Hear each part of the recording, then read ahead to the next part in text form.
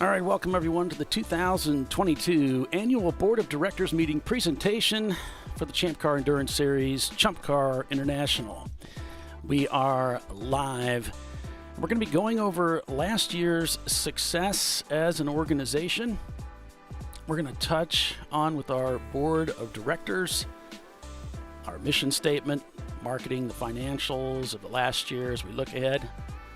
We'll also discuss updates for the 2022 season, some technology goals. We'll talk about some of the petitions and look to answer your questions towards the end. You can ask those questions in the chat there on the sidebar in YouTube.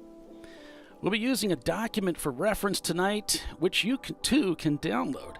The link to find that document and other pertinent documentation is listed in the description down below. So with that, we're going to go ahead and get things started. And for that, we'll hand things over to our board chair, Mr. Tyler Pedersen. Tyler, the floor is yours, sir. Thanks, Paulie. Welcome, everyone, to the 2022 Annual Board of Directors meeting here with ChampCar Endurance Series. I am Tyler Pedersen. I am your board chair for the second straight year. And I welcome you and I thank you for your time tonight. As Paulie said, we're going to go over a lot of things tonight in the presentation, but I know a lot of you are all here just to see what 2023 BCCR rules are affected. We'll get to those later in the presentation. And then also, as Paulie said, we'll have a Q&A session tonight. We'd love to stay on for as long as needed to answer any questions and things like that. So bear with us tonight and we'll get those questions answered. To get things started, I want to apologize for rescheduling the meeting. We had some things come up.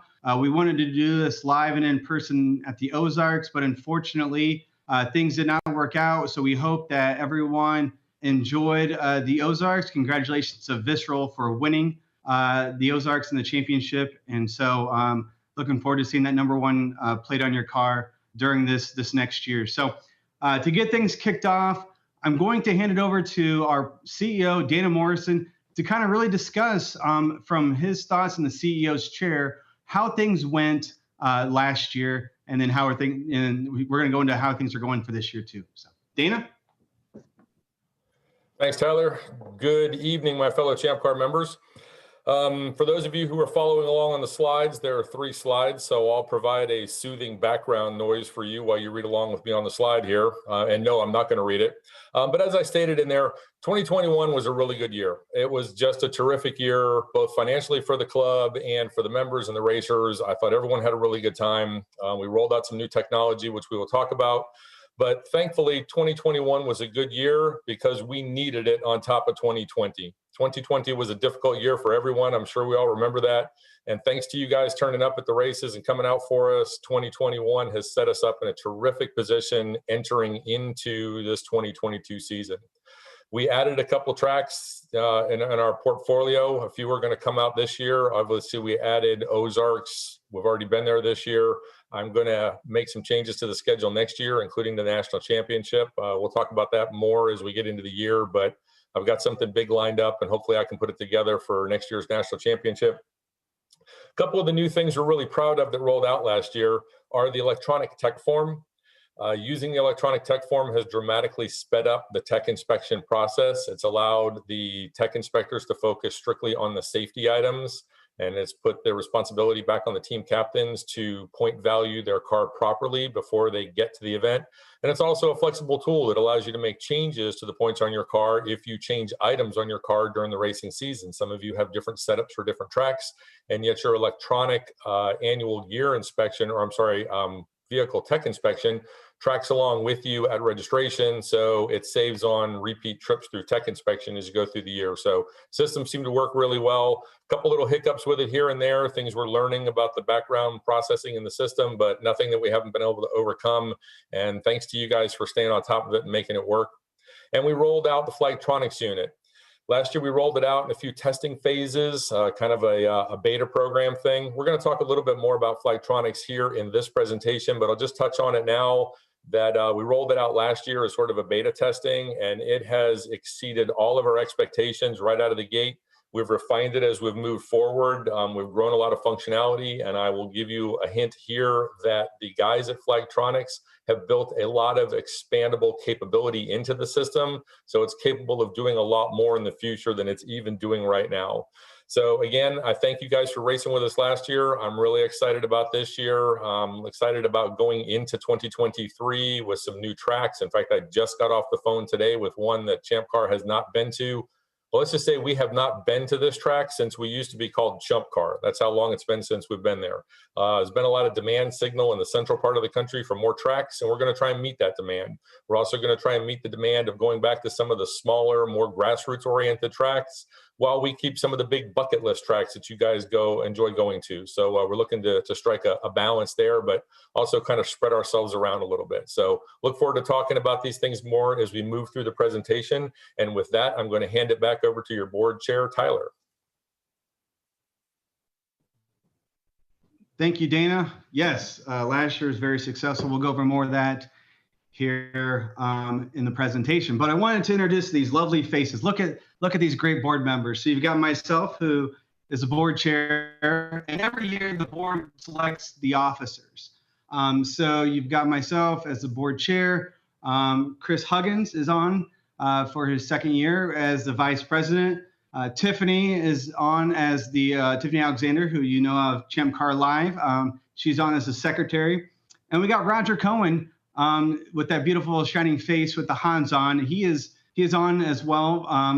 And then we've got three new board members this year: Ray Frank, Justin Andrus, and Frank Renault. And I probably butchered some names there, so I apologize. But I'm really looking forward to seeing these three new board members on. They've already done a lot of work with us currently, and I'm really excited with what the future holds on the board with these three new members coming on board. So I really appreciate that, and I really appreciate the members coming out and voting for your representatives and people who you want to represent the club, represent your club here on the board side. So again, those are your board of directors. We are at races. Ray is almost at more races than all of us because he's on the tech side of things. But if you come up, if you see us, please come up and say hey, introduce us, and talk to us. We are not scary, I promise. For next, we're going to start talking about what we do as a board. So I'm going to hand it over to Justin, and he's going to talk about a little bit what we do and our mission statement.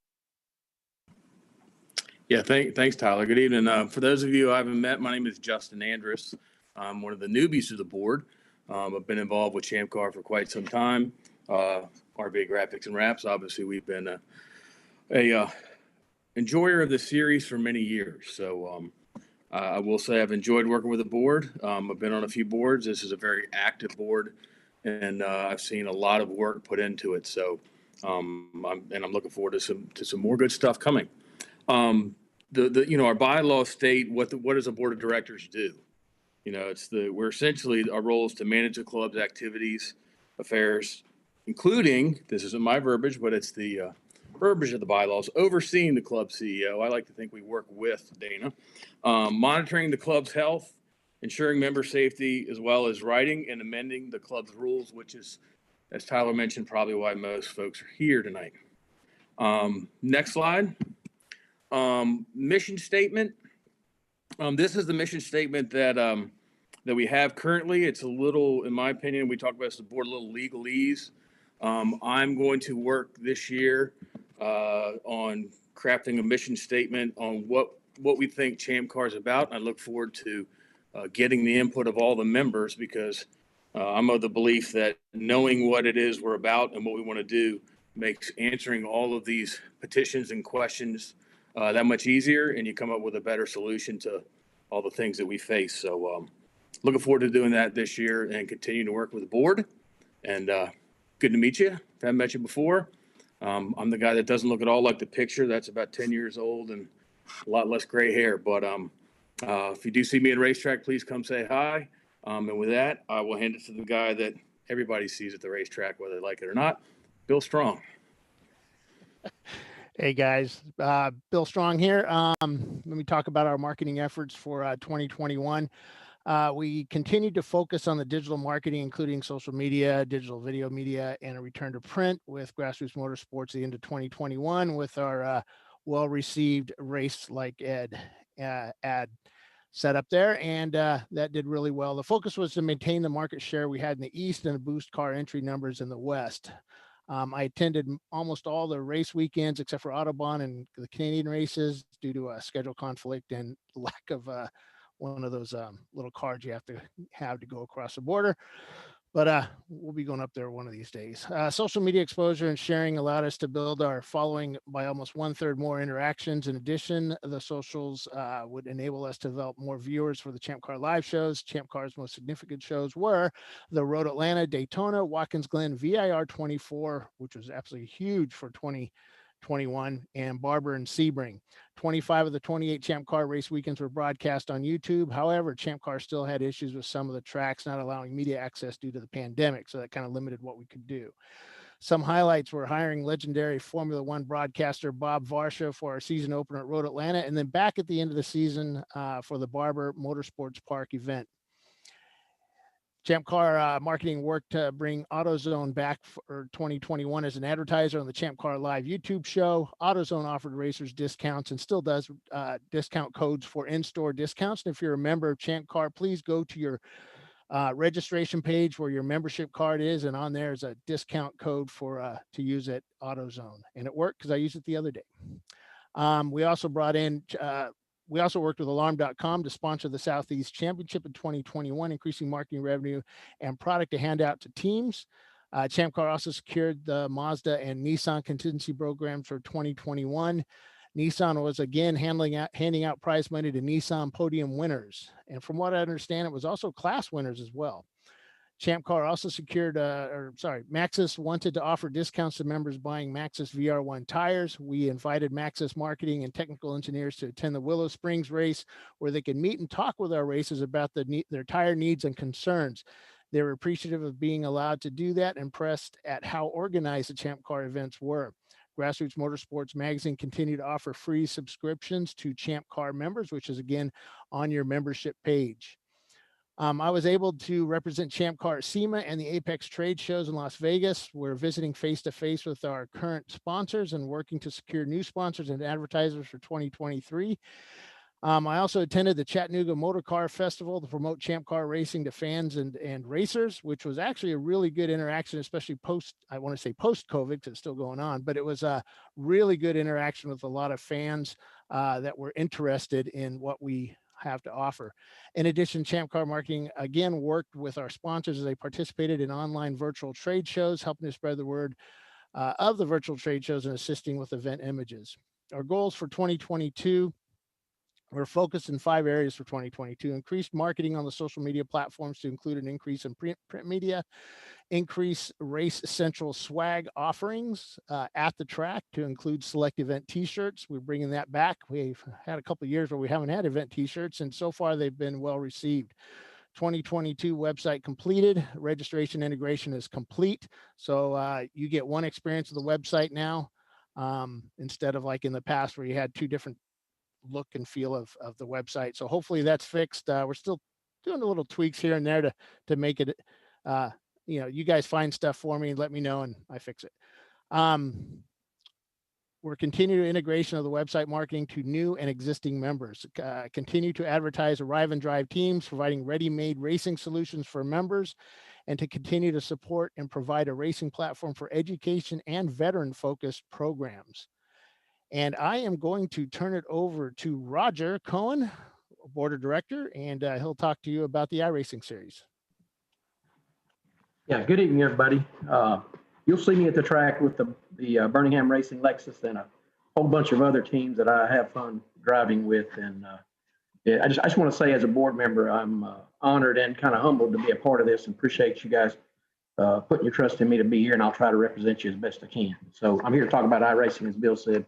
So I asked Tom to put together a slide to give an overview of the series, and as they always do, they put a lot of work in it, and there's a lot of information packed in this slide. So just a real quick background, they put the thing together in 2019 as an initiative with a lot of things around here. Doc's involvement, and he asked the huge ass guys to administrate the series because they had a lot of experience in it already, and so they've done a good job putting this thing together and managing it.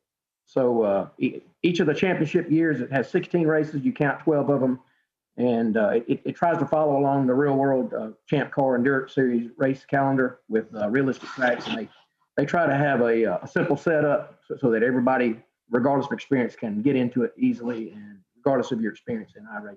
So for 21, the participation picked up steadily. They throughout the year, they had 30 competitors out of a maximum of 60 in the championship round. They broadcast the championship on live on YouTube with 2 commentators.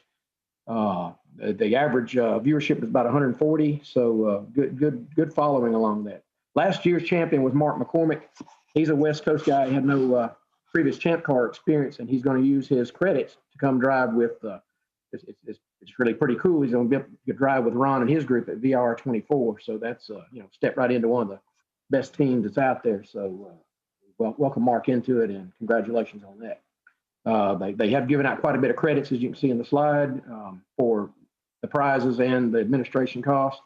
So for 22, these guys want to continue getting support from us. It works good to we help them, they help us. It's a good way to bring people cross development in both series. So they want to explore the possibilities of some specific event partnerships along with us as we go about the season.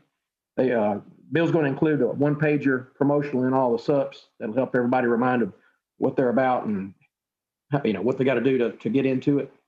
Also collaborate with ChampCar Live and regular promotion of the progress events, and all the social media events that we share.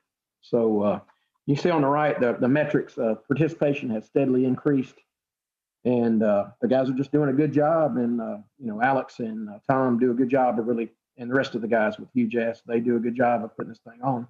And once again, thank them. And you've got some contact information. If you've got any questions, you can come to us and we can get you to Tom, or it's listed right there in the slide to contact him.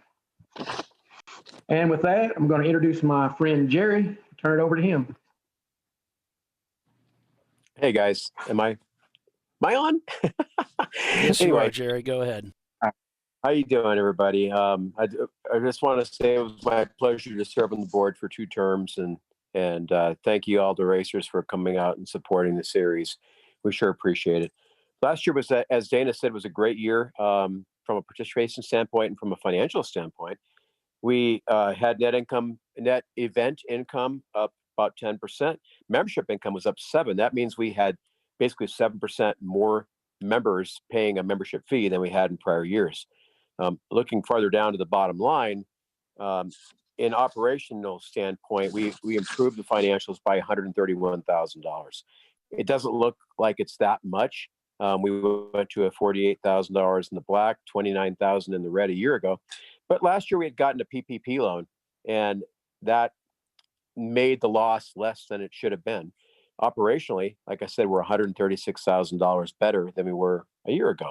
So it's fantastic results. Credit to the board and to everybody that showed up for racing.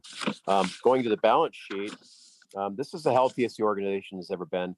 Our net liabilities are down to $56,000. 55 of that is to the founder of the series. So we'll have him paid off sometime in 2023. That's great because that's $30,000 a year that's back in ChampCar's pocket. So that'll just help us in the future with whatever we need to do as far as capital purchases, putting deposits down on new tracks, and what have you. So it was a great year. I think that even includes some races out west where we still lost a lot of money.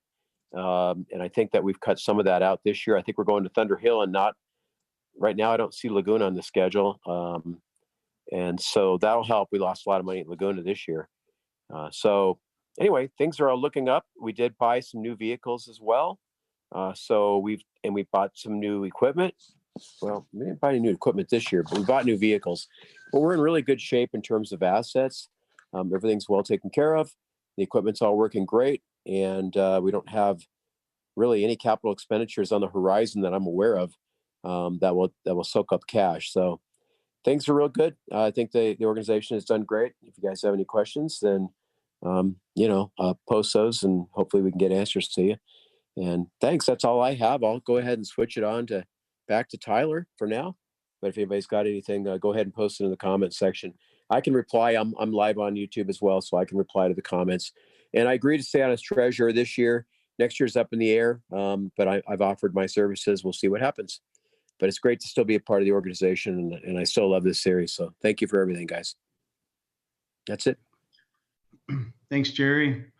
Yeah, I appreciate you kind of volunteering and helping us kind of transition this away or transition into, maybe some new board spots. But I know you're still in the background and really helping us out. So much appreciated for sure, Jerry.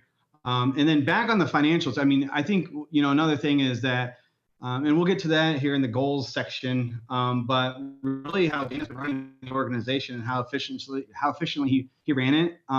Not only did he not hire another, event director, him and Chelsea ran all the events last year, right? So there was another, there's another expense taken out. So Dana taking on, the CEO role and then being an event director as well. Him and Chelsea literally went to every event, put them on, and Dana really watched the expenses as well. So Jerry, I think we are going to be looking for another vehicle here soon. I think some mishaps happened, and I know that Dana is looking for a newer vehicle now. So that'll be probably the only expense that we see here on the horizon to replace a vehicle that was totaled, I believe. And so, yeah, other than that, I think that as far as the expenses, nothing else down the road for capital expenditures. So want to go over just, kind of some goals and accomplishments we'd happened in 2021 last year. So I would say on the track, like back to grassroots, right? I would say on the track side, we went back to the grassroots, right? We didn't go to Indy. We didn't go to Dakota. Those were two of our biggest losses when it comes to tracks in the previous years. And the reason for that was it was a big bill to rent the tracks out for the weekend.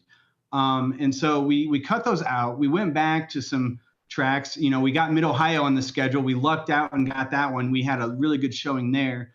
And we really got more engagement at the more smaller tracks, more personal, private tracks, I would say, versus the bigger tracks. We still had the bigger results at Daytona, Watkins, and things like that. It was just bringing in those more regional tracks and having the members show up and really race those tracks that hadn't been at in a while. So, and then Flagtronics, Dana talked about that. We're going to hit on that more, but I think that we were one of the first organizations to implement a system like this, right? And to even test it. And hats off to James Ballinger and his team for bringing this to us and really going through the software and going through the beta testing on that. So hats off to him as a ChampCar member and his company, Ballinger Motorsports, to really go through that and really work with ChampCar and all of the tracks. I mean, if you go to a track, you probably run into James Ballinger a lot. At least you did last year, sometimes this year. But he's in the tower, just making sure everything's set up and running smoothly, and he's training our staff as well. And so, so hats off to that team. Again, running the organization efficiently. So Dana and Chelsea, doing that last year. So, Dana as his first year CEO really saw the expenses kind of tighten down a little bit, and going into this year and kind of where we're at with the economy, we might see a little bit more belt tightening needing to happen on the expenses and on that side with how gas prices are looking and things like that. So Dana really is top of mind as a CEO on expenses and how things are looking on that front. So and then getting the agreement to bring Tire Rack. So Tire Rack, giving the agreement to them coming back in this year and then next year, right? So they came on 3 years ago in 2019 for a 3-year contract with an option to renew for the next 2 years. So really it was a 5-year contract. They did exercise those options for the next 2 years. So 2022 and 2023, we will have Tire Rack on as a sponsor, as the title sponsor. And so After that, we'll take a look at where they want to go, what they want to do. But again, was no issue this year exercising those options, and happy to have Tire Rack back as the main sponsor here in ChampCar.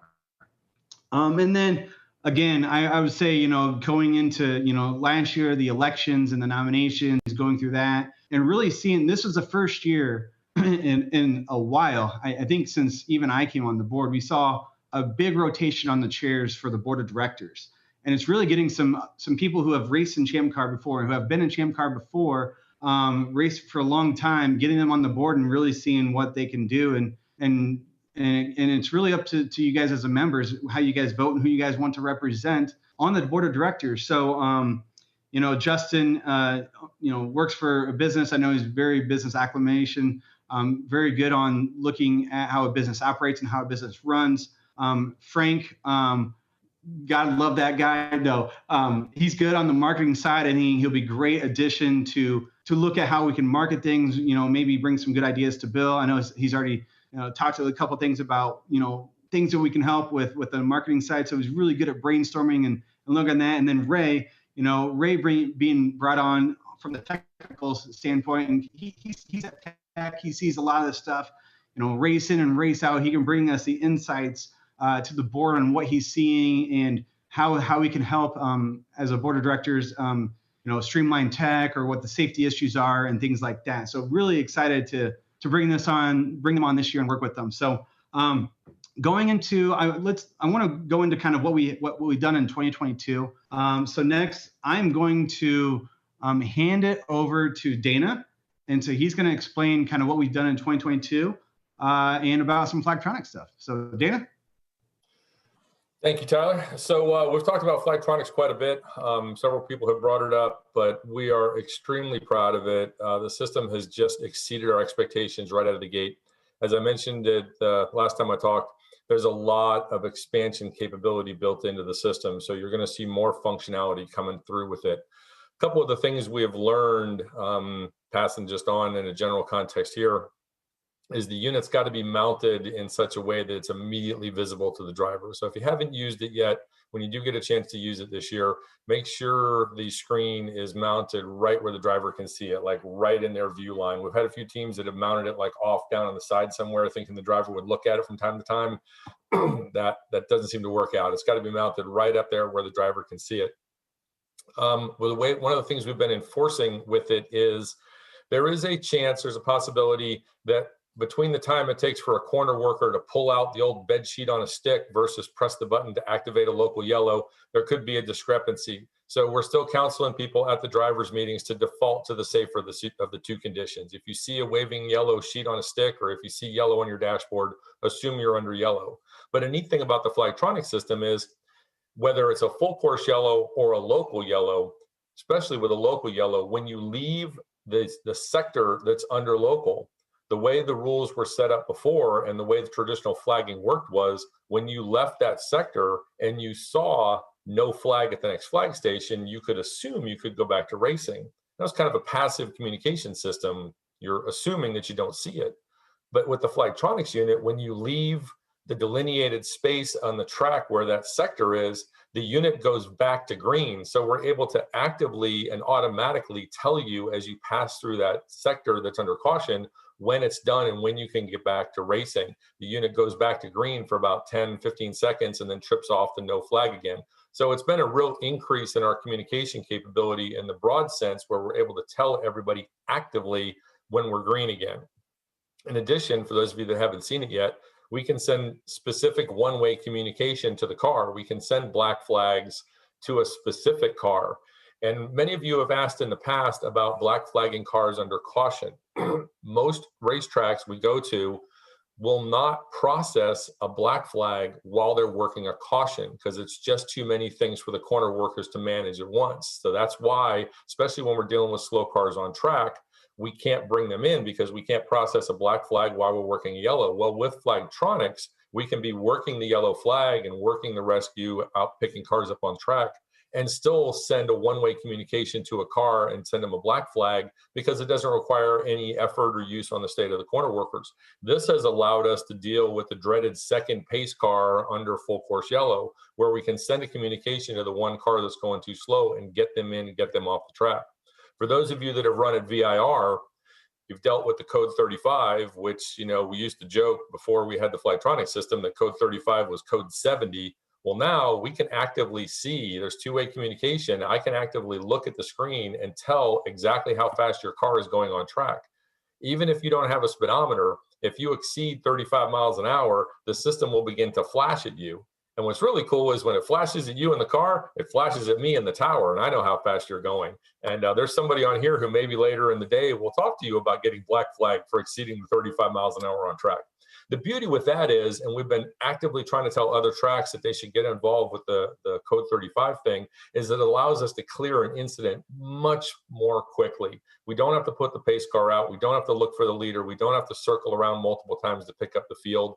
A lot of times at VIR, for example, we can clear an incident under code 35 before a car makes a complete revolution of the track. And the Flytronics unit allows us to manage that just much more efficiently. It has been such a success with us that we are going to make it mandatory June 1st. This was written into the rule book. It was kind of a soft date because I wanted to make sure that we had enough units to actually have them available everywhere we went. We certainly didn't want to make it mandatory and not have enough units, but we have enough units on hand now that it will become mandatory come June 1st. However, we're not going to start charging for them yet. So it will be mandatory, and eventually we will get to a situation where you can either buy one, which you can now, you can buy one from Flytronics, or you can rent one from us, much the same way as you could rent a transponder. But for the time being, we're not going to charge for them, but we are going to make them mandatory because they've been so beneficial. Ask a few of the people at some races recently who got really nailed for passing under yellow, and almost exclusively those cars were not running the Flytronic system. So if you don't want to get hit for passing under yellow, get yourself a Flytronic system. Look for a lot of upgrades from this thing in the future.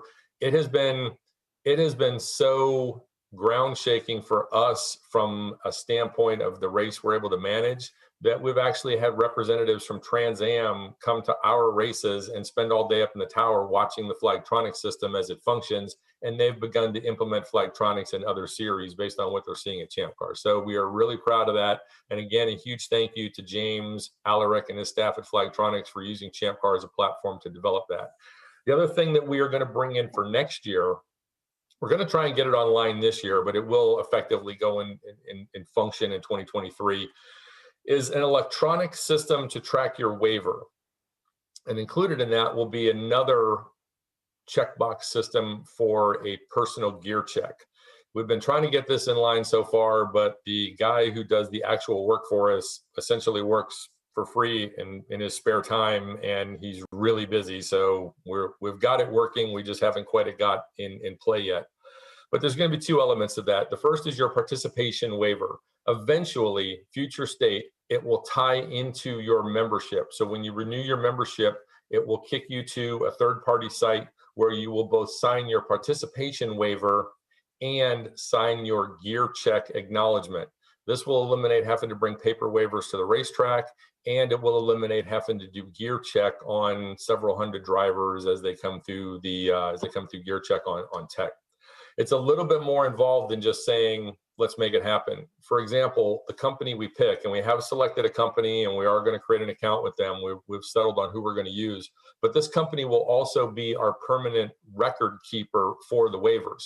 So it was a little bit more than just grabbing somebody. We had to get somebody who was able to adhere to our requirements as a not-for-profit corporation on record management, record storage, and searchability. So if something happens and we have to go back and find that waiver, they can actively find it for us and meet any legal obligations. But we have settled on that particular company. Rob has started doing the coding on his end, but he's gotten called away. He's acting supervisor in his law enforcement job right now, so he hasn't been able to complete the electrons. But as soon as he gets that working and we're able to test run it, I'll test run it with the staff, and once we know it works, then we'll roll it out to the rest of the membership. A key thing to keep in mind here when this does go live, and it will go live as soon as Rob gets it programmed in, the key thing to remember is your participation waiver is just that. It's going to be a waiver. But the gear check is an agreement It's not going to be a waiver to allow you to just do whatever you want with your driver gear. You're going to be clicking and signing an agreement that says that you're aware of and you will comply with the current ChampCar rules, just as we do now, right? That's everything from shoes, socks, suit, gloves, balaclava, proper helmet, head and neck restraint, right? So it's an agreement that you have the correct gear, you know what it is, and you've got the proper stuff, and you're going to wear it in the race. We will still be doing spot checks along pit lane. If we see you climb out of a car in a set of tasseled loafers, and I say that because one of my team members did that years ago. When he climbed out of the car, we almost fell down. But anyway, so yeah, if you climb out of the car with tasseled loafers on, or you climb out of the car with a motorcycle helmet or something, and we see it, or we see you getting in the car, we're going to stop you, or we're going to take action. We won't let you roll out knowingly with the wrong gear. But this should dramatically speed the process up. And that will also be tied to your membership. When you renew your membership, it will take you to that site. You'll click on these things. When you go through registration, just like now, where the people at registration can tell you if your membership is expired, they will also see an indicator there that you've signed the waiver and agreed to the participation, and then they will give you your driver wristband, and your driver wristband will cover all of that. It will cover the waiver, it will cover your helmet gear check, it will cover everything. Cuts down time at pit out. So these are the kind of things that we're trying to roll out electronically to both make the club more efficient and effective, and to make the experience for you guys at the racetrack faster, less time spent in gear check lines, certainly less time spent at pit out looking for random equipment and stickers on your helmet and whatnot. So we're always looking for ways to speed up the process for you guys, reduce the barriers for entry, and give you guys a terrific experience at the racetrack. So if you got any questions on that, we'll try to answer them at the end of this thing. And with that, I am going to shut down, and well, not shut down, but I'm going to stop talking for a few minutes, and I'm going to hand it over to Chris. Hey everyone, hopefully my mic is working. I get to use this cool headset because I got a toddler sleeping two doors down. So we got you, Chris. Go ahead. I want to start out by saying thank you to everyone for having me as a board member. It's a big responsibility. I take it seriously, and I appreciate the opportunity to be here to serve everyone, the members. That's why we're here. I'll fess up immediately by saying it was me. I've been black flagged by Flagtronics twice, and I love it. I'm totally sold on the system. It's fantastic. If you don't have one, you need one. At a track like Ozarks, it might as well have been mandatory because of how crazy that track was. But even at other tracks, it's just a fantastic system, and it's working out great for us. So let me go on to what I'm supposed to be talking about now, the TAC. So for this year, I stay on as the TAC advisor. This is a group of people who were volunteered a couple of years ago to work for the board. Their job is to support the board and TAC and give us extra man hours, woman hours to provide information, all the detailed minutia of a 1990 tuna slapper has what size gas tank and how many lug nuts and what transmission came in it, and does that same transmission come in which 17 other cars.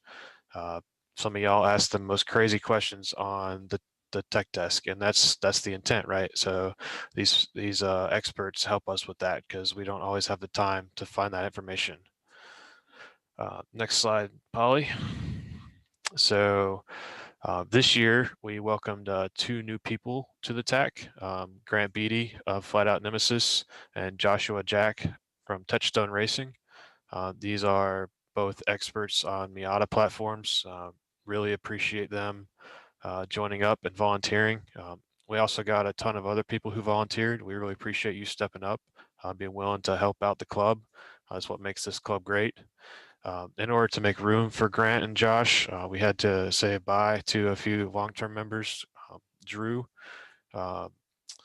who's our resident Mopar expert and has still been willing to answer questions for us on Mopars and Mercedes. He did really well last weekend racing a Mercedes.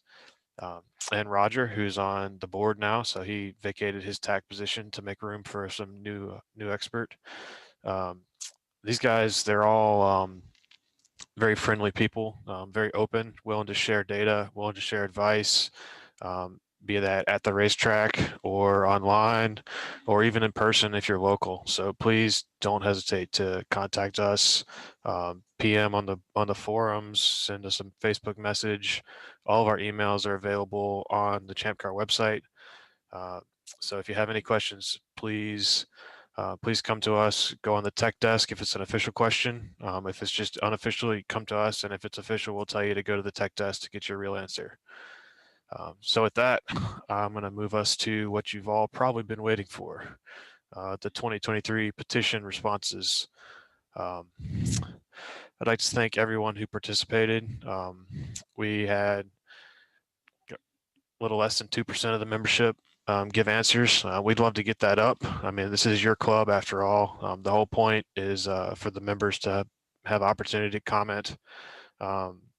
This year we had a lot less petitions, which allowed for significantly more in-depth conversation on each one. There's hours and hours of debate that went on amongst the board and amongst the TAC, and then back to the board and back to the TAC. We're always looking at how things are going to impact the club. We're looking at whether the suggestion is enforceable, and if it is enforceable, how difficult that's going to be, how much money it would cost to get the tooling or the devices needed to enforce it, and whether or not there's a safety concern or a legality concern or a financial concern that would affect the club. The biggest topics this year were tires, and tires. So yeah, with that, I'd like to give it off to our favorite minivan driver, Frank, who goes on to the details. Unmute is very important. First off, thanks for joining this presentation, all the members. I've been with Chump since 2013, and I'm the owner, team principal of 901 Motorsport. And I'm here to go over the yeses. First off, we have number 10, the fuel cell, FIA, SFI certifications. This is basically a simplification so that it changes from all cells must have FIA GT3 or higher, or 21.8 SFI certifications to all cells must have FIA or SFI certifications. This opens up people using less expensive cells. It just makes everything easier that as far as enforcement and what people can use. Petition 12 is more or less a safety thing. We noticed a lot during inclement weather that people just can't see other cars, either from behind or in front. If you're going to pass somebody, you couldn't see the person you were passing, didn't see you until you were right beside them. So we think it was a good idea to make mandatory headlights, taillights, and brake lights. We're not going to put a value on the lumens or anything like that. We just want to be able to see you, and we want other competitors to be able to see you. So that will add taillights and headlights to everyone coming 2023. 16 and 22 kind of go hand in hand. 16 is more of a safety thing. We're going to restrict it to battery operated tools. We started seeing some very high pressure tanks on pit road.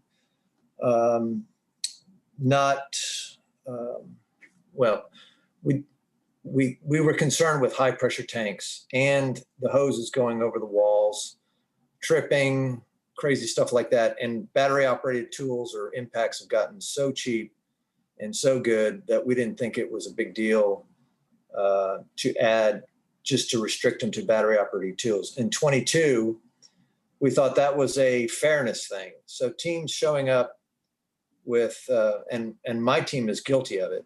We sometimes have pretty sizable crews, and we can throw one guy in each corner. So with an impact and a jack on both sides and a torque wrench, and we felt like that we needed to level that playing field, that everyone operated on the same numbers, that they can compete with teams that bring a whole bunch of staff and a whole bunch of tools. So now you go across and you can use one impact, one jack, and one manual torque wrench, something that we just found out about from feedback is that a lot of manufacturers now are making electric impact operating torque wrenches. So we want to probably modify that to manual torque wrenches. And there's also been discussions for more than one torque wrench for safety reasons. So that might be something we consider.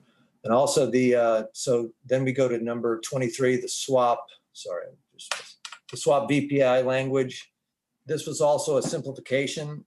The history of the swap calculator was kind of a mess. It basically became a mess because of the BMW E30, because that messes up everything. The teams were using the lowest value of the E30, and they were saying it was an E model, so I can put in, they get more after the fact, they put a swap in it.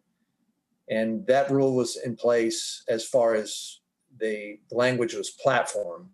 Well, then there was a lot of confusion with other cars coming in, what was constituted platform, what wasn't. So in the interest of simplifying it, we decided to assign swap starting VPIs. And so a lot like the normal VPIs. This won't affect the normal or the legacy. The BMW is not going to change, but we wanted to, we saw that we were penalizing some of the other cars, some of the Hondas, the Acuras, it just wasn't working. And we wanted to level it with some of the cars that we did allow, like the 944. So that was how that all came about. And Petition 26, 300-point class, is something that we looked at, is actually my petition, that the classes as they stand now is very popular. The problem with the classes now is that if the rules are applied, or if the rules are written correctly, A, B, C, D, there should be no difference. So we're trying to figure out a way to, there's many things as far as cheaper, speed, ease, prep, all those things. It's starting more of an experiment to see how we can better give teams that are starting out, or teams that have no interest, to put the time and effort to be front of the pack, the top 10, top 15, because they just don't have the time. So we're going to try the 300-point class, and hopefully with enough support, we can offer maybe some championships in the future. But as this, for the first year, we'll see how we're going to try to make it as unlimited as possible. The only rule we would like is just 300 points. And maybe in the future, we can experiment with different restrictions or opening it up. And with that, Roger gets the nose. Hello, everybody. So as far as the no with some disclaimers, we've got number 2, which was viewing digital logbooks. The board of directors just felt like the tech sheets, we'll make them available for anybody that's at the race that you're competing in all weekend. You can go to the race control and you can take a look at the logbook, or you can take a look at anything with any of your competitor cars and find out what you need to. We felt like that was better than just putting it out there for just anybody, any keyboard warrior to just be digging and trying to find things. It felt like, if somebody go look at your car, it ought to be somebody that you're out there competing with. And so all weekend you can go take a look at the the tech sheets if you're so inclined to. It's available to you. So EC clarification, this petition was basically something about the window nets. I mean, not window nets, the windshield banners. And so Tire Rack's pretty specific on that language and the colors and such. So we said no to this petition, but we are going to look at the potential of, maybe a sticker on the front of the car and the rear of the car, so it can easily be identified better than what we've had in the past there anyway. And the next one was just, having it fuel capacity on the car, and we felt like that's better to have that in the tech sheet versus required on the car that might have to be kept up and changed and such. So that's the three that I'm going to go over. I think Ray, I'm turn it over to Ray and let him talk about basically the tire petitions. So have at it there, Ray.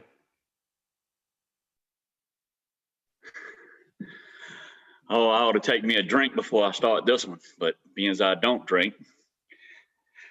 Anyway, hey, thanks to my fan base for voting me on here and to take care of y'all's wishes on the board of directors of ChampCar. Greatest racing I've seen ever. All right, let me get my page here. The tire thing. All right, we felt membership had addressed some things of some cars getting too fast in the series. And we think it's due to some tires. We have some soft wearing tires. And then we have some really big tires. Now, the really big tires can only be spun by big horsepower, which is our D-class cars. And so people thought we were just penalizing the D-class. But actually, we were just trying to put a limit on some speed because there are some cars getting up pretty fast now. And we thought by lessening the size tires that they could use might help with the speed creep thing some. But as we have, it was never meant to be, we're doing this and how do y'all feel about it? The letter should have stated more so that we gave 30 days, we were asking for opinions from members, and hey, that's what we got. Y'all came and yeah, so far it's been overwhelmingly, you don't want us to do anything about wider tires. So with that, and also with the comments that we have on limiting the wheel diameter.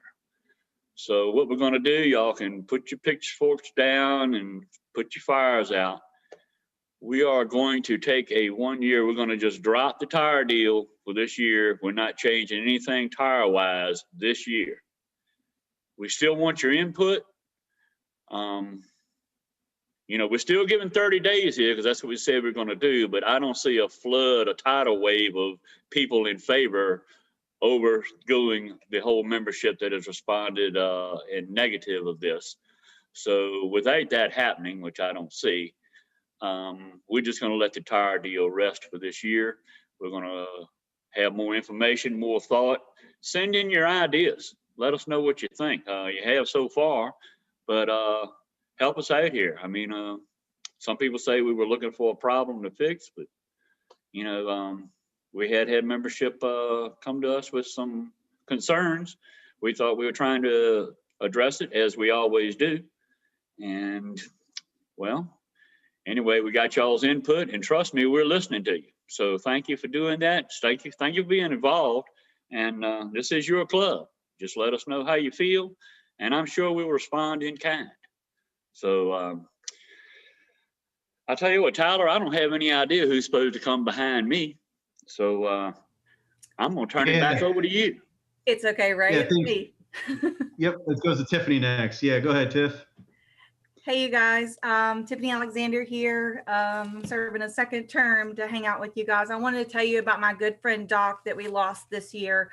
On June 8th, at 66 years old, just a few months shy of his 67th birthday, our organization lost a board member, a broadcaster, a racer, and a very dear friend. On June 19th, there was a second line celebration and a wake in Atlanta. Everybody doesn't live here in the Southeast, so I saw several racers there, but not everyone was able to participate. But it was a beautiful celebration of his wonderful and exhilarating life. He would have been I joked at the event saying that this is the biggest party that Doc would have been mad that he missed. So we decided to have another one at the Barber race. We had a, not a second line, but a celebration of his life with all of our racers in attendance. My husband and I hosted, along with Roger Cohen and the whole Birmingham team, hosted anybody who was, in town, including Doc's family who had come to town to just, tell stories about him, listen to ChampCar Live, and just, talk about our wonderful friend Doc. So we also named the December race after Doc. So it was the Doc Waldrop Spirit of ChampCar Enduro, sorry. And his family was in attendance at that race as well. And they were very pleased with how everything went out. With Doc's memory and his spirit and how much we all loved just the person he was, we also awarded Chelsea Vickery with the Spirit of Doc Waldrop Award, because we felt like she really showed what we thought Doc also showed, just a love for the series and a good spirit and sportsmanship, and just, all of that and that dedication that we all know that Doc had. Also, I helped personally help the family, and we set up a GoFundMe for Doc's proudest achievement besides Brew Crew. His proudest achievement was Nolan, and we raised over $12,000 for Nolan's college fund, and that was given to him in full. So I appreciate everyone who came out to attend the race and the celebration, and I appreciate everyone who donated to that young man. He was very flabbergasted, I guess I would say, with the outpouring of support. So that's my good friend Doc, and I know he was a good friend to everybody he met. The man had more friends than any of us, and it'd be lovely to all be blessed in that way. So I just want to take a moment and recognize him. Thanks. Back to you, Tyler. Thanks, Tiffany. Yes, Doc was a wonderful friend of mine. I was able to be on the board with him, and him and I shared a couple of PBRs together at the races. So, hey, Paulie, can you go back real quick to the I'm calling it audible real quick, to the yes outright slide. I just want to go over two of these real quick that we might get some questions on.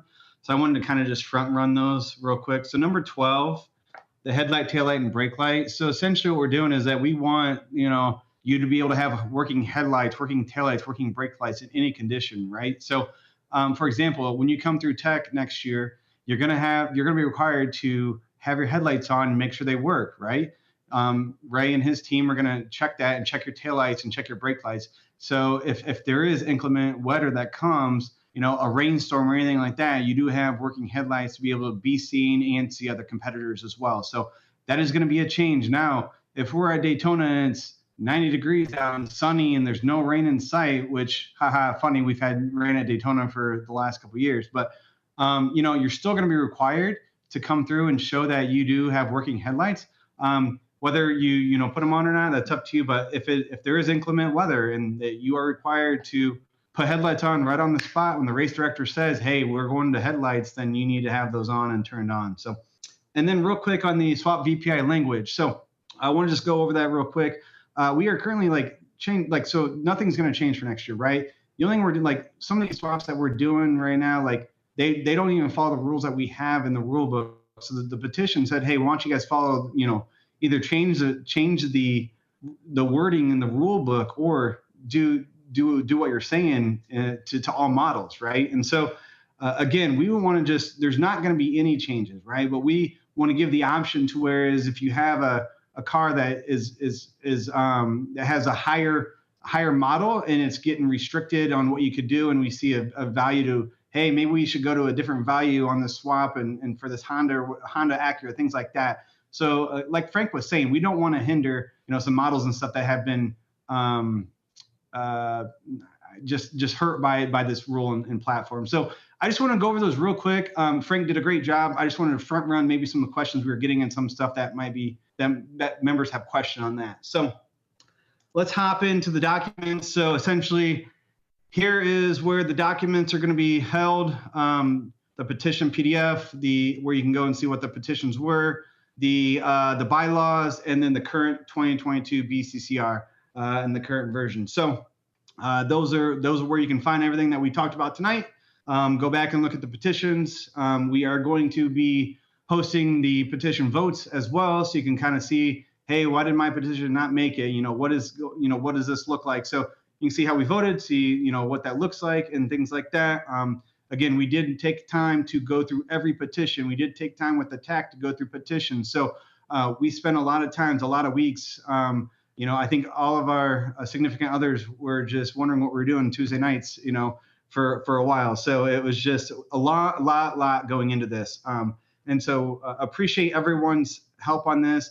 And again, I will talk about, some of these, we did get an overwhelming response, like Ray was saying, on this, tire stuff that we're talking about on Facebook and stuff. And remember, like when we have petitions, there is, room for member comments for 30 days. It's open. We only had 52 people comment, and that's, we have a big group. And so we just want to, if you do see a drastic change that needs to happen, like with the tires and stuff, get people involved.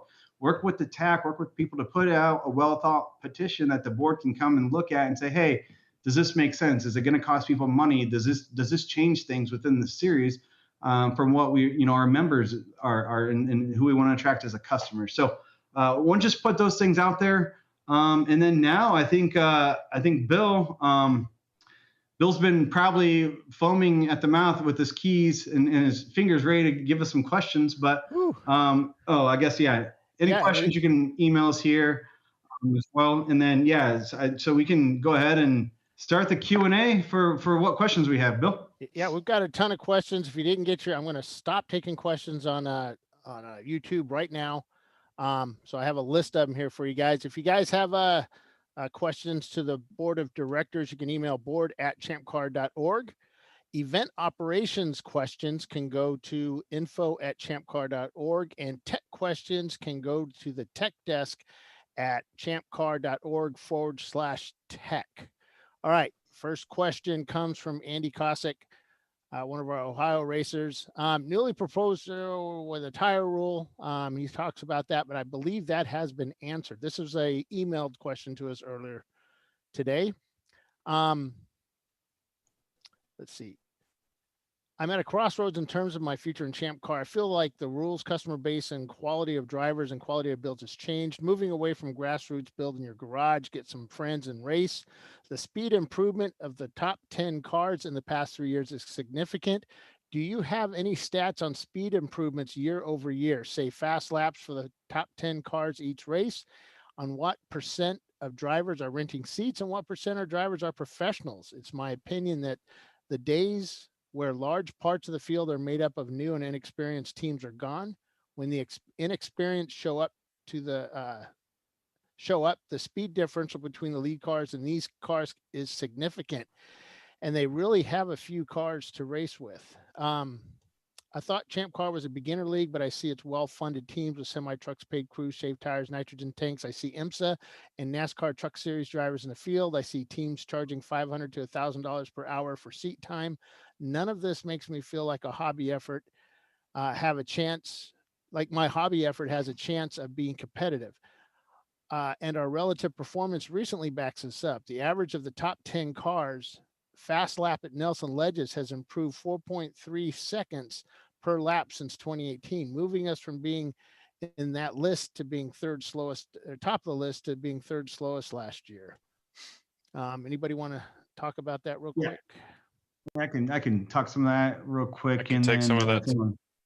Yeah. I'll start out real quick, Chris. But I would still say that ChampCar is still a beginner series, right? So I think a lot of our rule sets do go to people who still want to build cars in their garage, be competitive, compete. And I think that what we've been seeing over the past couple of years is that, one, I was against having classes, right? I love just racing for the overall race and things like that. But a lot of people, if you go along pit lane, they love class racing. They like racing in an A, B, C, D, E, C class. So I see more and more people are building cars for those classes and things like that. So they do have people to race with. We're seeing college teams come in. We're seeing people, kind of like what we've seen in the autocross days. We saw some people in, colleges coming in and teaching people. So I still think there are ways to get in the series as a beginner, and we are still an amateur grassroots beginner series, it only takes a driver's license to come race with us. The one thing I will say is that, we've had people who have been racing in this series for, since 2009, right? So that's 13 years. And some people have home tracks, and some people will continue to get faster no matter what the rules change, no matter what happens. Drivers do improve over that amount of time. So I would say, along with the speed creep a little bit, but I still think our drivers get better, right? And I think the data acquisition systems, a lot of the stuff that are comforts, right, have gotten people faster, and it's just been more competitive, and that's just how this series has evolved. But I still think we do aim towards the grassroots part of it and our beginner series. So, Chris, if you want to add any more, go ahead. Yeah, I just wanted to reiterate a lot of what you said, right? This will always be a beginner series. This will always be a series intended for people who work out of their garage with their buddies on the weekends to be able to come race. Like Tyler said, over time, the speeds are going to increase. People are going to get better. They're going to improve. That's the whole point, right? We get more track time than any other organization in the country, on tracks, put on more races. Our drivers get more seat time. So, you're just naturally going to get faster. If we make no rule changes, then the speeds are going to increase over time. Now, we are aware of perception. We don't want the perception of our club to be that IMSA teams are coming in and winning, right? We want our grassroots members to shine through and be the stars of the show, because this club is about the grassroots members. There's other clubs for those IMSA teams to go race at where they would fit in. On data, the TAC and the board has a database of the top 10 finishers of all the races from the past 3 years. Our tech member, Andrew, has been very diligent at tracking that data and sharing it with us. So thank you to him for doing that. And that database of the cars and the modifications and the tires and the speeds has been available to the board and available to the TAC to help kind of understand what's going on and what the trends are amongst the club. So it's hard to leave that subject without mentioning in our national championship, the top three were, I think everybody would agree, were grassroots guys. So good stuff. And Andy again says, I see inconsistencies in the rule enforcement. Is this a concern? And if so, what are you doing to address it? Can the board members comment on their experience of observing tech inspections and gear checks? Example, 2021 during gear check, I learned that my Hans needed to be recertified as it was not up to FIA standards. It is unclear to me if the interpretation of the rule changed or the rule itself, but it had been acceptable for multiple years prior when it was out of date. The BCCR says that you have to have a dash bar. The car has had a dash bar since 2011. However, the tech inspection last year, I believe that'd be 2021, last year, I was informed that the dash bar had a bend in it and I needed to gusset. I found nothing in the rules about this and was not aware of this requirement. It had a gentle bend around the top of the dash, but they said it was about 30 degrees and not acceptable. Anybody want to handle that one there? Yeah, I can do it. Go ahead, Ray. Things wear out. Belts and Hans devices, they're a fabric. They're, part of the thing with safety equipment, belts and Hans straps is your stretch. If we didn't make it out of fiber and didn't make it out of, materials that will stretch, just think if your seat belts are made out of cable and you hit a wall, will there be pieces of you hitting the dash? Something's got to give, so the belt stretch to give you safety, to kind of slow you down and not really just, it's not dead, like a dead blow, like stopping you. So it does stretch some. Over time, these materials stuff's made out of, it per the manufacturer, it goes bad, it doesn't stretch as it should, and they should be replaced. Hans straps, seat belts, nets, all these material things. I mean, we learn stuff, 15, 20 years ago, nobody had a Hans. We're running around with a donut on, and Now we don't. The dash bar, okay, we require dash bars. Our cage expert, and we've been to more than one, advised us tech that, you know, straight is optimal. If it has a bend in it, up to 20 degrees is strong enough to keep the cage from folding in. Once it gets 20 degrees and beyond, it should have a gusset across it. No, it's not in the rules, and we probably should put it in there. You know, the rule book's gonna get long. We put every little thing that's supposed to happen. But like I say, that you weren't informed of that, but you were told, I'm sure it was not, you know, stopped from racing or told he had to fix it that day. He was allowed to race to fix it another time, but that's just the experts have told us what we need to keep you guys safe, and that's what we're trying to do. Hope that answered it good enough. Yeah, I have to chime in on this. You know, there's a lot of questions about what does the board think, and you got to understand that the board is not a single entity. We work hard to present a unified front to the membership once we make a decision, but before that decision is made, there's significant debate that goes back and forth between us. And this is one of those topics that's being actively discussed right now. There's significant concern from myself and a few other board members about the situation. You know, there's a push to only enforce things that are in the rule book. Understand Ray's position that tech needs a little bit of leeway to make some decisions, you know, in the situation. But when things like this go on for a long period of time, it leads to some concerns from the members. And the dash bar thing is a prime example. There's others like seatbelt collars, the positioning in the window nets, etc. There's a long list that we've compiled of things that aren't in the rule book that are being enforced, that the board as a group needs to discuss and determine whether it's best for the club to put in the rule book or best for the club to stop enforcing. And there's a little bit of miscommunication, I think, between operations and members and the board about what's best practice. You know, like if we were designing the ideal race car that would be the most safe, what would the situation be versus what's minimum requirements to meet our insurance and BCCR, and making that clear to everyone is a top priority for me, and I'll continue to push until we bring this to resolution. All right, Roger, this one's for you. Can you share with us your expectations and objectives for the ChampCar iRacing series? How should on-track behavior be policed? Should there be documented rule set? Also, can you share what we are paying for and how much? What we are paying for and how much? In general, there have been a few protests up to this point. However, there is no official rule book, and I am trying to figure out if it is realistic that we have one and to what extent it should mirror real life ChampCar. I would also like to have a realistic expectation for how the league is run, and understanding if they are paid or volunteered can help with that, or a volunteer can help with that. Andy Kosick.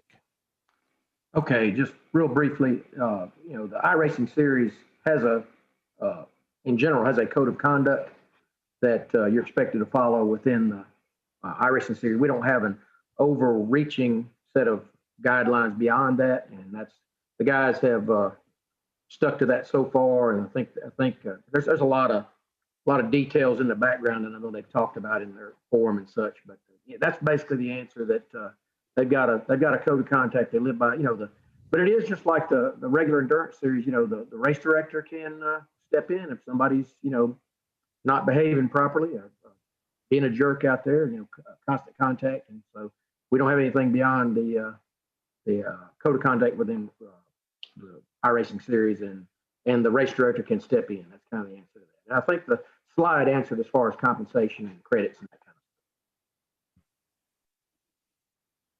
of stuff. Okay. First off, I'd like to apologize for having Chelsea Vickery's name spelled incorrectly on the presentation. I will fix that before tomorrow. Sorry, Chelsea. The next question comes from Jamie Wallach out in California. Question: what does the board make of the extremely low car counts in the ChampCar's West Coast races, while less regulated budget endurance competitor series are seeing car counts higher than ChampCar ever has? Are there any concerns that this trend could continue east? What does the board think it needs to be done to address this issue? Hey, Bill, yeah, I can take that one real quick. So I would say, out west, we have struggled for a little while, and Lucky Dogs come in and the competitors have come in and they have made a rule set where it's hard to come in and race in our series, with the fuel tanks and things like that. I know Dana made a big push this past year. When I say past year, entering into 2022 was making it a statement to go back to the West Coast and put some events on out there. Now, we got people out there. We said, hey, we're going to come race with you. We built this car. We want to come race with you. And then the numbers don't show up, right? We're not going to go out west and travel for 5 cars, right, that sign up. The big things that I see is that, Lucky Dog does have a nice little competitive edge on the West Coast because of what they started and what they're doing out there. The thing about that is it's hard to convert back into a ChampCar type trim race car to comply to our series rules. So that's why we did do a little bit of promotion on the EC stuff out west and things like that. I still think we're gonna, go to Thunder Hill and be competitive out there. But as far as coming east, I think we saw Lucky Dog and things at AMP or in ChampCar and stuff, or not ChampCar, but at Charlotte, and they didn't have the numbers we did. I think we have a good stronghold with on the east and central and Midwest and Northeast region. I think, a lot of people come race with us. A lot of people are happy with what we are doing. And so for now, from what Dana is doing and from what the marketing team is doing, I think we do have a great market share hold on the East and Midwest. So no, I appreciate the thoughts on the West. And Dana, I don't know if you have any more about the West or anything else you want to talk about there. Yeah, I think just in the interest of full disclosure and just being totally honest about this, some of the people we had at one point that were in charge of ChampCar out there didn't represent us that well, and we've suffered for that, and that's on us. And truthfully, all I can say to the people who are in the western part of the country is give us a try. That's fundamentally what I've said over and over again. Give us a try. Actually come to the event. Don't listen to what somebody's told you. Don't rest on what you experienced 10 years ago. Come to our event now and see what we're all about. The rule book may seem long, but the rule book is clear. Nothing changes once you get to the event. You're not going to get moved around. People make a big deal about our changing rule book, but at the same time, we give you a starting rule book at the beginning of the year, and it's consistent for the year. And there's something to be said for that. I don't know of any series you can race in that doesn't have to modify its rules and adjust to changing realities. We just do it once a year, and we're very public about it. That's been marketed against us. So ultimately, all I can really say is come to the race, judge us on our merits as we actually race now, and make your own decision. If you want to race in ChampCar, there is a place for your car. I will find a way to get you on the racetrack, even if it's just in EC, so that you can try ChampCar out. But ultimately, don't judge us on the past. Come see who we're all about now and give us a fair shake.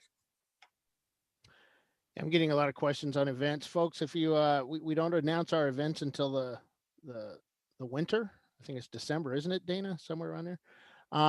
So yeah, if you have any questions about events, we don't announce them until later. So the next question is from Kelly Wittenauer. The new tire change rule should be 4 tools over the wall: jack, breaker bar, battery powered impact gun, and torque wrench. Any feedback on that? I don't know if anyone else wants to. We discussed this. We wanted just to make sure that we had one tool over the wall to take the wheels off, so the impact covers that, and things like that. I don't know, Chris or any more technical people want to talk about that at all? Yeah, I can touch on that. The idea was to reduce the number of people over the wall, reduce the ease of changing out tons of tires in the middle of the race. I kind of, I hear your comment. The precise wording of how we're going to implement this hasn't been decided on yet. So if you have specific technical concerns, feel free to send them our way. I would ask why the torque wrench perhaps couldn't be used as a breaker bar to help break the lug nuts loose, or if your impact gun is not strong enough to break the lug nuts loose. There's some questions there, but definitely a concern if you have a weaker or older impact gun. The intent is not to punish teams that have older equipment. It's to kind of even the playing field and make it more challenging to change out 4 tires at every pit stop. My Air Force days told me that torque wrenches are used to torque, not to take them off, but that's just my training. Philip Miller, what does the board think the perfect race would end like? All the cars cross the finish line at the exact same time, or 2, all cars of each class cross the line at the same time, total field parity, or independent class parity? That's a lot to unpack. Depend on how many people break down for the day. That's what the beauty of the endurance racing series is. And if other board members want to chime in, that's fine. What I want to see is everyone having a great time at the race and us having a close finish at the top, 1, 2, 3. But also we have, when the coolest thing I think I've seen in my past couple years since we have been really looking at the class racing is, you got these people who might be in 17th, 18th place overall, but they are fighting for a win in class and they're excited and they're racing hard. And I think that's the coolest thing to see. So I think a little bit of both. I want to see some people, finish overall, 1, 2, 3, maybe across the finish line. But also I want to see those class, those people, building to the class, finish. And then I'm really excited to see what Frank does with this 300-point class, right? If we start seeing some really close finish in there, we can look at restructuring some classes and things like that. So I think that'll bring a lot of people to say, hey, I can't be competitive overall. I just don't want to. I'd rather build a car or take some stuff off my car to be able to compete at the 300-point level and max my car out that way. And it'd be curious to see how people can come up with how to use the points for that class. So I think going into 2023, that new class that Frank petitioned for and maybe leading the charge on, I think could bring out some really good racing. So I'd like to chime in a little bit. The ultimate goal is the one. The overall is what everybody should be striving for. And every class car wins overall throughout the season. Every class car will get FTD at a certain track throughout the season. That's pretty good parity as far as I'm concerned. But the ultimate goal, you win that coolest trophy in motorsports, as it's been called by many. When you walk away from that track with that first place trophy, you have kicked everybody's butt that was there that day. You have won. You are the man, the team, the ultimate goal. Now, we do have classes at secondary goal, which many people are looking to do well at. But still, when you race ChampCar and you get that number 1 position, you have done it all. You are the man, the team, and nobody has won but you. How's that? I have something. So the current rule book, the current rule book's goal is to make all the cars equal. So A, B, C, and D on any given day or any given track has a chance to win the race overall. So that's one of the reasons we're trying to differentiate a class as far as a 300-point class. A 300-point class car should not be in the top 5. If a 300-point car can be in the top 5 or the top 10, the points that the VPI or something's not right, because points should equal speed that you use, or then we're doing something wrong in the rules. All right. Sorry, I'm laughing at all the Ray's accent talk. It's pretty funny. All right. Next question. Ryan English actually asked it's a question that's answered in the drivers' meetings. And Dana talks about this a lot. So it's about Flagtronics. So we don't have to see the next real flag station anymore. we can default to whatever Flagtronics shows us? Short answer, yes with a but. Long answer, no with a maybe. When they delineate the zones on the track, and this is done by the guys at Flagtronics, they delineate the zones so that you cross from one zone into the next at exactly the point on track where you should be able to see the next flag station. So in a perfect world, the moment your Flagtronics unit senses that it's flipping to the next zone is the same moment that you are physically able to see the next flag station and verify for yourself that there's no flag. Obviously, those things could be a couple feet apart. There could be a car between you guys. There's a lot of different circumstances that could affect that. But in theory, those parts of the rule book will actually marry up, because where you see the flag station is the same point where the Flagtronics unit flips to the next zone. They're still having to sort that out at a few tracks, but that will remain the ultimate goal of the programming, is to do exactly that. So those two things happen at exactly the same time. That's the target of the way the program is set up. All right. Tony B says, so no more gear check stickers, ? What's the plan for CCES to enforce driver gear that's up to date? But how is it going to be enforced to make sure all drivers are using currently valid gear? Trust that drivers are being honest in their electronic gear check? So first thing right out of the gate, that system is not live yet. That system is not live yet. That system is not live yet. Listen to me now and hear me later. That system is not live yet. When it does come live, then you will not have to take your gear to gear check.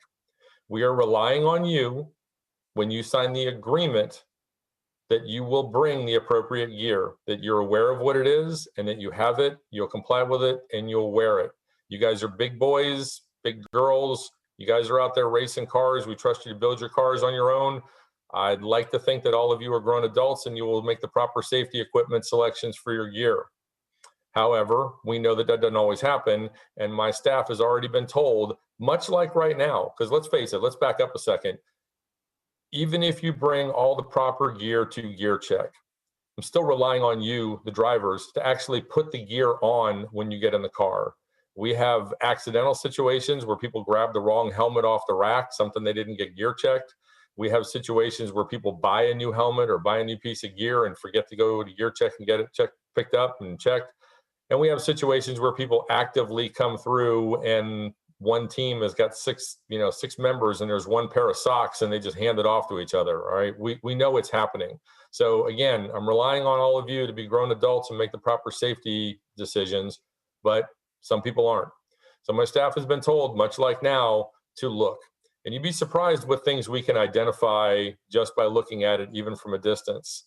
For the last 2 years at Road Atlanta, I have had Ron Zappendorf from Discovery Parts come sit down and give my staff continuing education training on safety equipment, how to identify these things, how they're supposed to be set up properly, what the different numbers mean. We're continuing to do, education and training for the staff to make them better at identifying these things. And you'd be surprised what you can tell from 10 feet away by looking at the material that a suit is made out of, whether it's a go-kart suit or a car suit.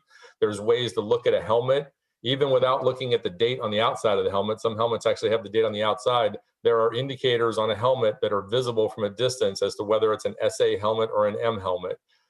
So my staff will be looking, and if we see something on pit lane that looks wrong, or we see a driver in a car getting in a car and the gear doesn't look right, they will stop. They will check the gear right there. They'll spot check it. And if they identify that the equipment is wrong, the driver won't be allowed to enter the race car. So again, the onus is on you guys, but we'll be taking a look at this thing. You're not just wavering it and getting to run whatever you want. We will still be looking. We're just trying to speed up the process of getting you guys through registration with your armband and able to go race. So hope that answers your question.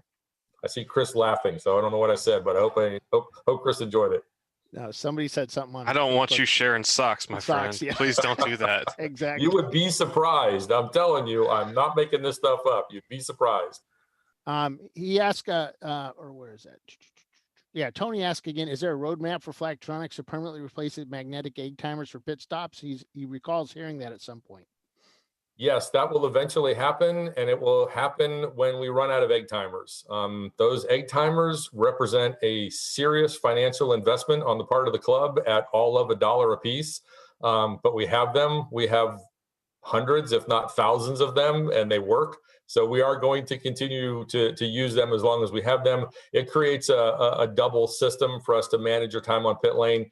Last thing anybody wants is to get to pit out and have there be a question on their time on pit lane. So as it stands right now, we have two systems we can look at to verify your 5 minutes on pit lane. And as long as the egg timers continue to work, we'll continue to use them. But as Flagtronics becomes more and more reliable and more tuned in, we will just quit buying new egg timers and gluing magnets on them, and eventually they will go away. Okay, Mostment has a statement, not necessarily a question. This was based on the amount of people that submit petitions and those that vote. He says, seems that most club members just want to race. And then we move on to Bernie's Rod and Customs. Bernie says, how does a club get more members involved in voting for petitions and BOD voting? That's a very good question, Bernie. I mean, we, Bill does on the marketing side, and I know he does email blasts. It's all like the event schedules. And to me, it's just, we have a lot of members, right? And maybe some of the members only race 1 week in a year. And, I haven't broken down, or we don't have stuff that broke down. How many times does a member race, right? If they only race, if we have 75% of our membership only racing 1 week in a year, right?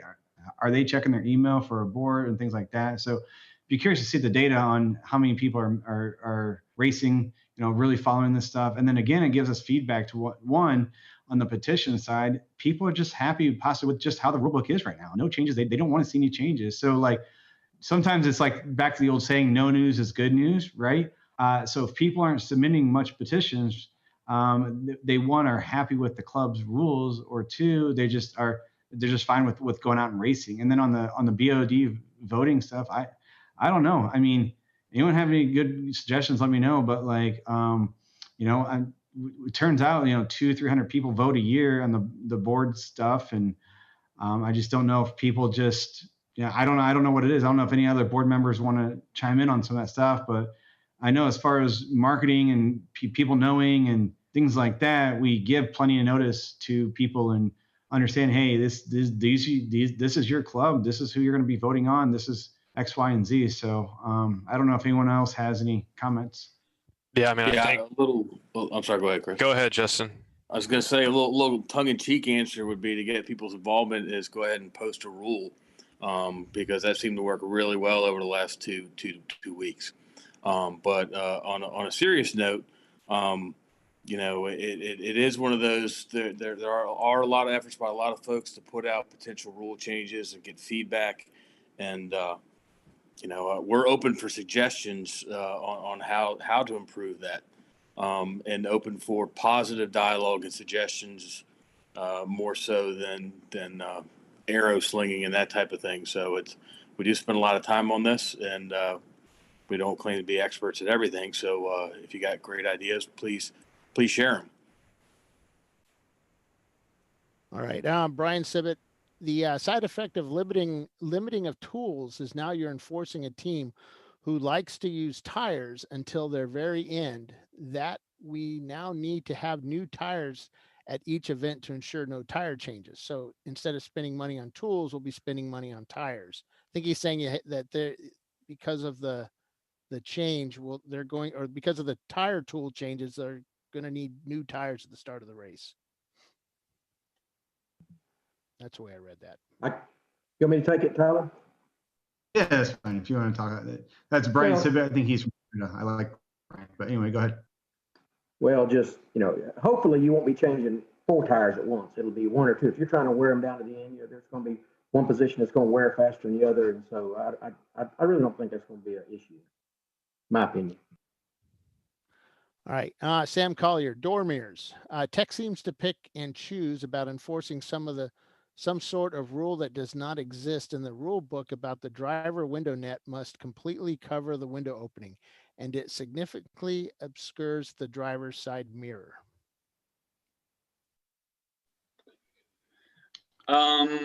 Nowhere has it been stated we want the net to cover the entire window.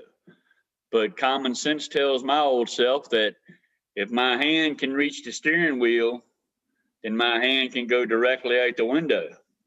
So the net ought to come somewhere close to the steering wheel, wouldn't you think? So we kind of want them to come to the steering wheel. And these guys that show up with a window net that's about as big as a table napkin that they've been running getting away with for 5 years. Sorry, you need a window net that covers and gonna keep your arm in the car. Because when you're flipping over, you have no control. You try to Danica up all you want to, but your hands are going, centrifugal force is taking your body out, and we don't want you to lose a hand. I don't see anything inconsistent about it. We've been doing it for years. I've listened to Phil tell people hundreds of times to get a bigger window net, but he just kept letting them slide and letting them slide. Well, All right. thank you for racing with ChampCar. All right, Bernie's Riding Customs. Tech sheet should be 24/7, not just the race weekend. I know there's some technical aspects to that. Yeah, so I can do that. Go ahead, Chris. Yeah, or whoever. Yeah. I responded to Bernie in the chat, but I'll say it here. We discussed it at length, and the intent of the board is not to hide information of tech sheets or make that unavailable to members. There's a couple technical challenges behind the scenes. The way our system works would have required a pretty extensive overhaul to make that available. Also, tech sheets are not like fixed in time. Teams very often change their tech sheet between races. But depending on what track, they might run a wing at one track and they might run coilovers at a different track, or they might just be constantly improving their car. So we lock the tech sheets down when they submit the tech sheet for that weekend, and they're not allowed to change the tech sheet until 2 weeks before the next race. And so if you were to go on the online system and look for a tech sheet for a car, say a month before a race, thinking you were going to ask questions to the team at that race, you might be looking at something that's outdated. So our thought was that at the race event, if you're there or if you have a friend there, you come to tech inspection, come to race control. You can see any tech sheet, all the tech sheets, whatever you want to see. If you have a specific question about a car after the race weekend, send us an email. More than happy to try to address those questions or even put you in contact with the team. A lot of ChampCar members are very friendly and willing to talk about their builds and their cars because we're all here because we love racing and love talking about cars. So. All right. Rob Rabenstein says, I'll repeat myself, make an exclusion list of tires if you don't want to see it, that you don't want to see in ChampCar. Anybody? No. Okay. Put a petition. Okay. It would be a moving target, wouldn't it? Our company's changed, so. All right. Yeah. Go ahead. Well, I was just going to ask the next question. Sorry. Yeah, all I'll say is you're playing whack-a-mole and stuff like that. So yeah, I think if there's a good way to look at that, definitely put a petition in. We take a look at it and vote on it. All right. Justin Lipson, still no rain light requirement, question mark. Nope. No rain light requirement. If you do install a rain light, we do have items within the BCCR on how to install it and how it should work properly within the race. Okay. And then Chris Rollins, can EC get second and third place trophies? I mean, Dana, if you want to take this, since I guess it's an expense, like for me. So the board wants to.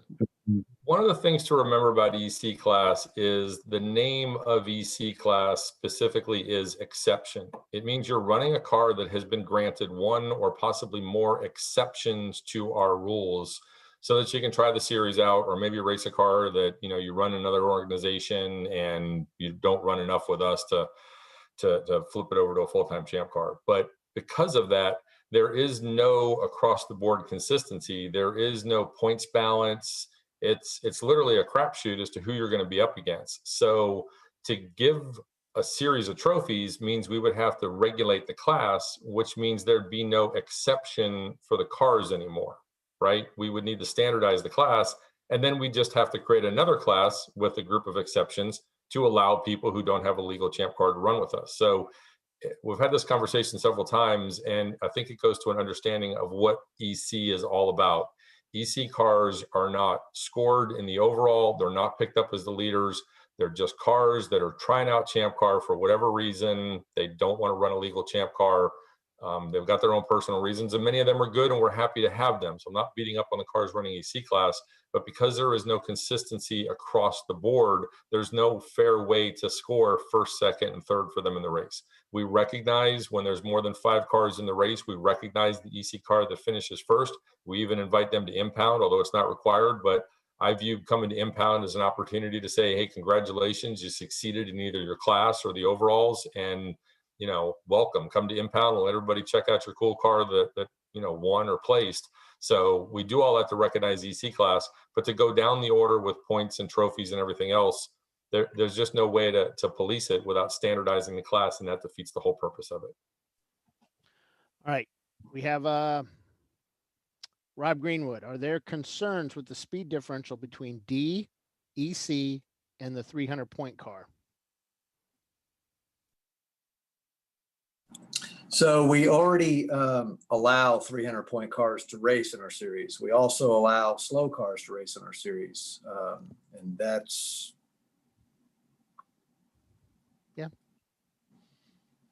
Okay, Ben Winkler asked, he has a couple of questions here. The first one is going to be pump outs are in the rules, but I was told that as an event that CCS was unable to enforce this. What's the plan? CCCS has done a pump out at a national championship, and if a situation comes up that merits it again, it can be enforced. Okay. Yes, exactly, Chris. Thank you. I would like to know who told him that it can't be done, because that was an improper answer to the question. How are the relations between the club and the tracks? Are we as a club still held in regards, or is there feedback to the members that can strengthen these relationships? Almost every track we go to is excited to get us back, and they confirm a date either by the time we leave the event or at least when they get around to setting their calendar. Not all tracks do their calendar building the same way. Some of them you got to put in a petition or a request every year on the same date. There's no guarantee of dates and stuff. But yeah, the tracks we go to regularly, they're happy to see us back, and I give credit to the members on that. And it's not just the on-track behavior and the racing. They also comment that ChampCar does a really good job of cleaning it up after itself on pit lane. There's not engine blocks and broken car parts left everywhere. So you guys do a really good job of cleaning up your pits and your paddocks and whatnot before you move out too. So we appreciate it, and it puts us in a really good place for most of the tracks we go to. All right, before the last question here, thanks guys for all your comments and questions there. If you have any more, please send a message to board@champcar.org. So an IT item for the future. We need a better communications line from the tower to the pit wall for widespread or individual announcements, whether that be mass texts or emails. That's a fantastic idea. If I recall correctly, you've used Race Hero for a similar function in the past, but definitely something worth looking into further. Thank you for sending that our way. We've also used, I've given my number out at every race that I'm at live, and you're always welcome to send me information, ask questions, and I pass it along to race control or the other way as well. All right, I think that's it for the questions that I have. And Tyler? Yeah, thanks, Bill.